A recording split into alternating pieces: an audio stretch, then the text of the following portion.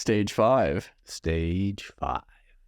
So moving on to the 5th and final installment of this Stages series. Yes. The series penultimate episode. Doesn't penultimate mean like second to last? I don't know. Probably. I think I always thought it was like that meant the last one. Yeah. And then I was like, oh, the penultimate game of whatever. And I was like, what? And I looked it up and I could just be completely wrong right now. But Yeah. if I am, that's really cool. So, so stage 5. I feel like if you're in stage 5.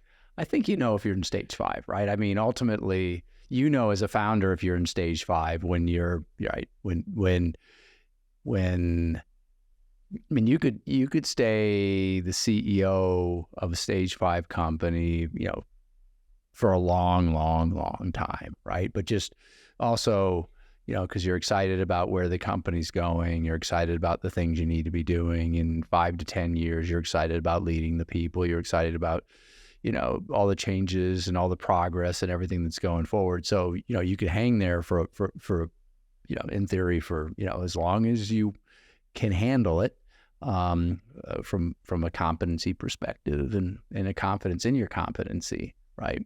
But, fundamentally, that if you want to exit, you can exit with confidence, right? And that exit could be either by passing the baton on to the next visionary leader. And I emphasize visionary leader because the next leader needs to be able to continue to have a point of view on where the company's going to be in 5 to 10 years. And I think that's one of the things, it could be a rabbit hole for us, but, I think a lot of times the leader wants to pass the baton on to a leader who is not them, who's complementary to them. But, sometimes what that means is, visionary hands it to an integrator, but then the integrator really doesn't have that vision, right? That driving vision, doesn't have all the things that a visionary has, going all the way back to visionaries versus integrators. And then the problem is that, maybe the company's run well for, a number of years, but it starts to meander and get lost because there's not this really strong point of view about where things are going to be in 5 to 10 years. And, and I think, so that's one of the challenges getting to stage 5 is working on finding an heir at some point who can take the company forward. Of course, preserve what we call the forever agreements, right? And is just genuinely excited about taking over for you. Or, if you don't have that person, which frankly happens a lot, right? Maybe it's time for you to sell the company. Obviously, you could sell to a strategic acquirer, or you could sell to a private equity firm. Those are two obvious, solves. But you're at that place where, market timing aside, you can confidently sell your business. I should say you can confidently exit your business. Yeah, exit's right. Got a great episode on exit. Yes, we do. Go check that out. We'll link that somewhere. Yeah. It's called Exit. It's called, great, really descriptive name. I'd argue, right, Apple is kind of the currently successful example of integrator or visionary, right, giving the business to an integrator type. Right. I'd argue that their innovation is very different than it was previously. Yes. And everything operationally is excellent. Yeah. Right. Down to the product level. Yeah. Right. They went from pretty and fun machines to being like powerhouses. Yeah. Which is good. Yeah. Right. But that's not what made them special in the first place. And you look at it, and I think the first real thing, in my opinion, to come out of Apple in terms of something new since Jobs is Vision Pro. And that's not the biggest thing ever. Yeah. You don't hear much about it at all. No, I think it's kind of a weird. I mean, it's just, I don't know. Right. What about I could do a Vision Pro rabbit hole thing, but even like AirPods, and that was after Jobs, but that was started while he was there, right? Same with the watch. Watch was Johnny Ive, right? Who is more visionary, but left, right? Obviously, Yeah, and then maybe, right? I was just watching an episode on an electric car yesterday, and Apple's soon to come out with a full package, right, for driving for cars now. Everything electronically, right? So the basic stuff that we all think of Apple as providing in a car. But now, literally, it's not just sort of the infotainment system. It's literally everything to drive the car, all the settings, and it's the instrument panel. So that's apparently going to be here within the next year or so. And so they're at like 1.5 on that transition. So coming to 2, but maybe that's, the next true product. Well, they were working on a car for a while. But maybe they decided that the smarter thing would be to actually create the entire electronic interface for cars so they could be across all these different. And I think that's actually a smart move on their part. Obviously, we're digressing immensely right now. But I do think, that's an interesting example of where they're taking advantage of their engineering prowess as opposed to their innovation prowess. Does that make sense? Yeah. It's different, right? I think that they wanted to do a car because they wanted to reinvent the way the car is. Right. And I think Tesla kind of did that. Yeah. And then they're like, this doesn't really make any sense. Yeah. And it might have been a sunk cost kind of thing. Like, well, we already developed all this stuff. Might as well make some use of it. Right? I think it's like a very DJI thing to do. Yeah. They just like, we have these ingredients. What can we make with it? And they do that, and they do a good job with it. Yeah. But it seems like that's more of the thing. Whereas historically, Apple doesn't really do that. Yeah. It seems like, oh, the project didn't work. Yeah. Yeah. But going back to stages, I was just thinking about, we talk about exit. One thing that, you're in stage 5 and all of a sudden you've got not a new leader. You've got some emerging leader within your company who actually has a point of view on stage 6, right? And you're that stage 5 guy or gal. And all of a sudden someone's like, well, I've got a point of view on where we could go with stage 6. And you're like, that's brilliant, right? And I should pass the ball to you, right? So we obviously haven't talked a lot about stage 6, but stage 6 is literally when the time span of the visionary's focus is 10 to 20 years.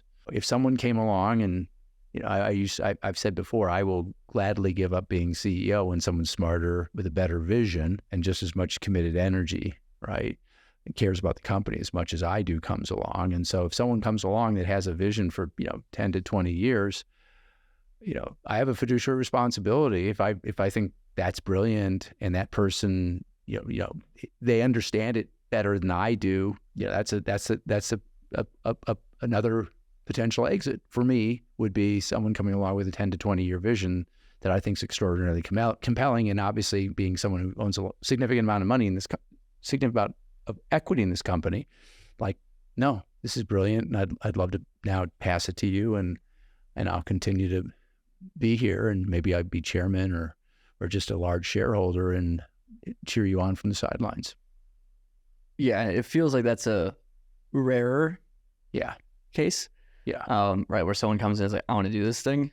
And I can see further into the future and I'm confident I can explain it. Context well enough to understand it well into the future. Right. That's like a really rare thing. And this is what's going to preserve all the forever agreements. Right. Yeah, and I think there's a more likely or more common situations when you have a CEO with like a conditional exit. Like I want to do something here. I want to exit, but I need to make sure that somebody's in the right position to take this, right, not let it fall into the wrong hands, but also carry out that vision. Yeah. But I think one of the things I really want to emphasize as we talk about stage 5 in particular is I deeply believe, having 40 plus years of studying companies, I deeply believe that way too many visionaries hand the leadership off to an integrator. And this is why companies tend to do this, even very good companies, is because they're looking for they have the yin to their yang. It's been great, right? They have the integrator is like, I should be able to be the CEO. And you're like, but I don't really think you've got this vision like that's driving you, you're passionate about, that you understand. And so I think that's part of the reason you see companies do this. And, we were talking about Apple earlier. I think, Cook's done an amazing job, but Apple left, Jobs left him, no pun intended on Cook's done an amazing job, but, Jobs left him with a really good, the company in a really great place. When this sounds self-serving, but you can only talk from your own experiences. When I left one of my old jobs long time ago, I had a 20-year vision for where the business would be. And to this day, I still think that vision has stood the test of time. That was a less dynamic industry, right? Lending and investing and ultimately also being involved in M&A.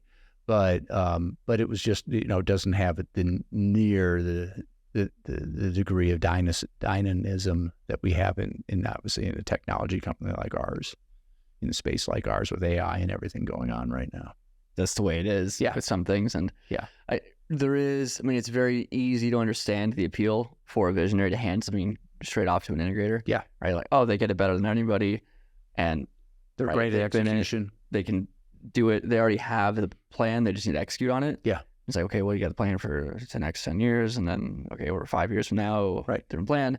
Right. Best case scenario. Yeah. But the other thing is, right, when you put the integrator or that personality, that type of person within the vision role, they're going to change the nature of the role. Mm-hmm. Right? And it's like there's certain people that's just not how their mind works in terms of figuring that out, thinking about what's going on ahead. And then, right, you can have another integrator behind the integrator, or is the integrator doing both roles? Right. There's a lot of other things there, right? If you want to do the yin to the yang thing, and you invert that, it doesn't really work.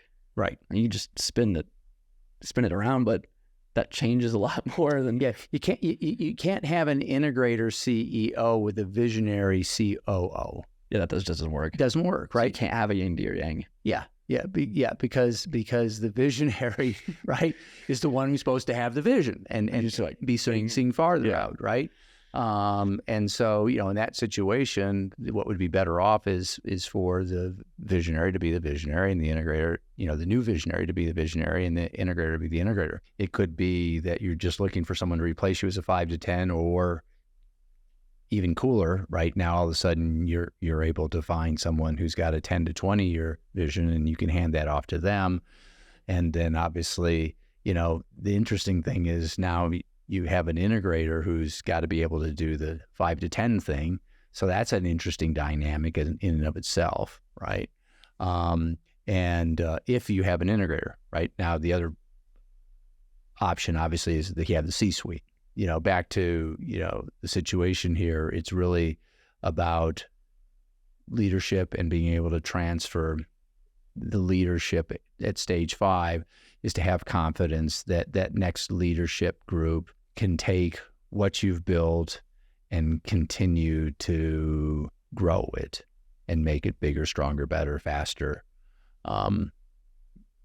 more successful in terms of obviously creating enterprise value, reducing the level of risk associated with, with the organization, and continuing to build a company, hopefully, right, that could sustain a great culture, sustain, great leadership at the stratum 4 level, at the stratum 3 level, at the stratum 2 level.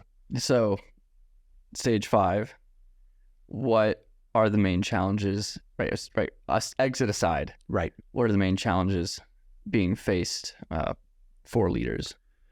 Well, at the risk of stating the obvious, having a strong point of view about where the world's going to be in 5 to 10 years is, this is not easy stuff.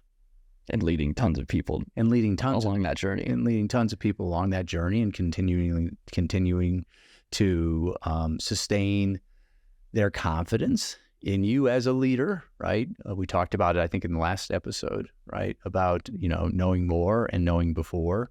And so for people genuinely believing in you as the leader, for the leaders that report to you to continue to be genuinely good leaders who are developing other leaders, right? So that you are an organization that's multiplying leaders, right?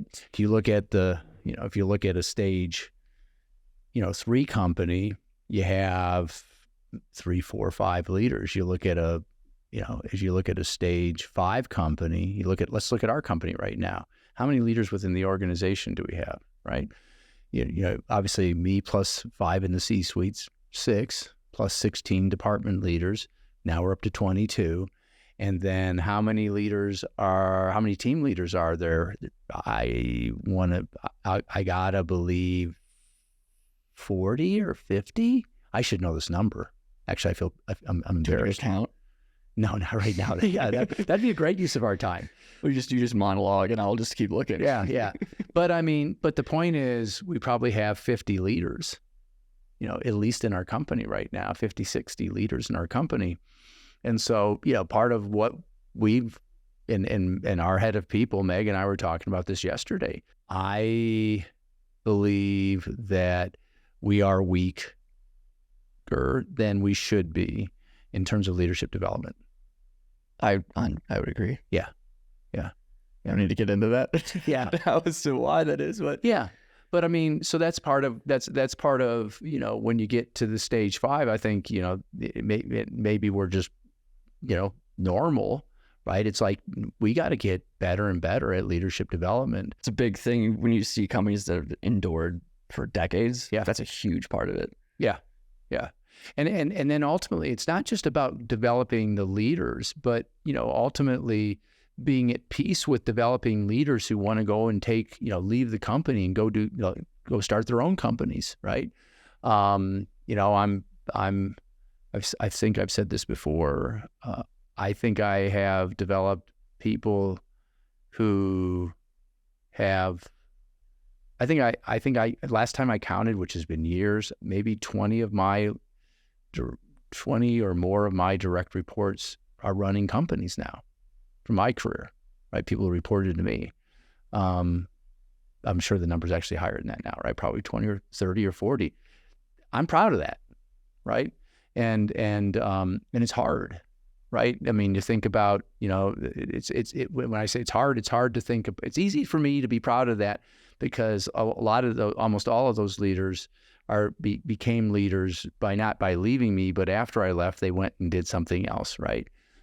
That's easier to deal with than it is when someone leaves you, and it's like, yay, sad, But I think we got to be. That's part of stage 5. I think for us is developing leaders who can develop leaders who develop leaders, and being proud of it, and being ready for some of our leaders to go and start their own companies or get recruited to be a CEO of some other company. Yeah, that's like I always say. You look at in terms of coaches, like football coaches. Yeah, right? That's Saban. Obviously, he's the greatest. Yeah, but you look at his tree and everyone that's come out from under Saban, and it's like that's a really good group of coaches right there. Yeah, I don't think you could say the same thing about Bill Belichick. Yeah, I'm sure other people will disagree with me on that one, but that's that's what caused any over the same versus Belichick any haters right now as the greatest coach of all time. It's like, right, I think that's pretty clear on the two of them. Right? Yeah. Saban's, you get a lot from Saban, and Belichick is. Yeah, and the cool thing, self-serving for us, right? I hopefully everybody knows if I'm being self-serving, I'm enough aware to know it's going to come across as self-serving. But, part of one of the things I love about what we do is, we're going to lean into, Meg and I were talking about this just yesterday, we're going to lean into developing our leadership development, curriculum. And ultimately, we eat our own cooking, right? Or our own dog food, right? So ultimately, we're creating this ultimately to also share with all of our clients as well. That's most right. We want to do that with pretty much everything we do. Yeah. Right. Yeah. We want to learn so we can understand, so we can master, so that we can teach. Yeah. And right, that's part of walking the walk. Yeah. So we're going to teach them. We better be able to do it internally. Yeah. Obviously. Right. Yeah. But right, I think you got to flip it around there and be like, we have to do stuff so we know what it is and we know the nature of everything. We know it really well. We know how it scales, right, so that we can actually teach and help others. Yep. Along that journey. And then the other thing is, because we are, really focused on an infinite game, we'll have, version 1, then version 2, then version 3. Our curriculum, our compendium, all of the stuff that we teach will evolve. And there's something freeing about that, because we're not looking for perfection, right? But, hopefully the stuff that we put into the world is 90+%, strong for that moment in time, for the world that we live in today. Obviously, we want it to be great, considering everything that the circumstances of the moment we release the thing. Yeah. Right. But obviously we're going to become wiser. We're going to know more. We're going to have more experience. Yeah. And so we're going to change things. Yeah. And that doesn't mean we shouldn't put things out ever, right? That's just not a right. And there's a lot, of the things that we teach and believe that, I believe is going to stand the test of time for literally decades. I think structure, as much as, people like to say hierarchies of competency don't matter, and these, holacracy and all these matrix organization things, as much as that's, people are trying to push against structure, formal structure. I deeply believe that the core elements of it will stay the same. I believe that, leadership and coaching is an evolution of leadership and management, right? I believe it's more about coaching today than managing. I believe the world moves too swiftly to manage, right? You need to be able to coach people and help people and develop the skills. And so, there's areas where I think, what we teach and in terms of leadership is going to evolve. I think, one of the things we're really focused on is being better, helping ourselves and helping others be better and better at coaching the individual, as opposed to coaching, everybody the same, right? Each of us is unique, and being able to meet people where they are and based upon who they are and sort of their values and their preferences and their skills and their experiences and things like that. So, getting back to the stage 5, I think, part of stage 5, and obviously you work on it in stage 4, but I think in stage 5, my gut is one of the things you really work on is becoming much better at leadership development. Yeah. It's like this is a very fresh thought, so it's going to sound weird, but it's like when you reach a certain stage of maturity, Mm-hmm. right? You go back to figuring out who you were in the first place and then reintegrating that right. thing that you lost during this growth, during this apprenticeship, back into yourself, right? So you make sure that, okay, I am this way, right? I act this way as a leader, right? And now it's my turn to pass that down and bring everybody else back up. I think maybe it's related to the comment we make all the time, which is, we're exactly where we're supposed to be, learning the lessons we need to learn. And, you become, I think as you become wiser, you become more at peace with who you were and why you were the way you were. And part of leading and coaching is helping other people evolve and become, more self-aware. And part of that self-awareness is also extending your awareness of others and extending your empathy for those people and what they're going through, and recognizing that we're all not the same. As a junior leader, I'm trying to get everybody to solve situations just like I would. And that's just, obviously I know better than that now, but that's how I was, 20 years ago. Yeah. I mean, it's different. And part of that is when you are more junior, the other side is that you think, well, like everyone above you has their stuff figured out, and you're right trying to piece it all together. There's that little bit of imposter syndrome. Right. I still think it's like, the older you get, the more you realize that it's like a lot of people just, no one has everything figured out. Right. And, like the saying, it's just idiots all the way up. Right. Because it's kind of like, no, you talk to people who are, running big things, and it's like, oh yeah, like they're just human. Yeah. I mean, hopefully I exhibit this all the time. I'm like, I don't know, right? Or I made a mistake. And you just, I think part of, back to stage 5 here, I think, part of stage 5 leadership, as an example, is, sort of being at peace with who you are and who you're not being hard on yourself, right? Because those who are hard on themselves are almost always hard on other people. And I'm hard on myself, but I'm much less hard on me than I was 10 years ago. You can attest to that. I know that, right? And I think I'm less hard on other people than I was 10 years ago. It doesn't mean that I'm not pushing everybody, including myself, right? But I think there's just, there's more wisdom in the leadership. Yeah, it's the more you experience, the more you see things, the more you understand and accept the way that certain things just are. Right. Like people are different. So we're going to see things differently than you, and that's a good thing. Yeah. Right. So this is Zach Bryan quote of I hope to experience hard things, and that will make me gentle to the ways of the world. Right. Right. It's like you go through it and you take those experiences, and then you just learn. It's like, oh, that's cool. Yeah. And that's you go into the whole rabbit hole and ego development there. Yeah. Yeah. But that's, right. It's that maturing stage. Yeah. And I think, when you get to when you get to stage 5 as a leader, how you allocate your time, I'm starting to allocate more and more time towards, I've been wearing the CMO hat, and hopefully, we've got a new CMO coming on board here in not too many weeks. And so I can finally get rid of that. By the time this is released. Yeah, by the time this is released, right? And now I can get rid of that, accountability. And so now I can spend more time on, frankly, things that I really think I'm better at. I will continue to read and write and work on all the vision stuff. But I think, I'll be spending more time, out being an ambassador, of the company. Right.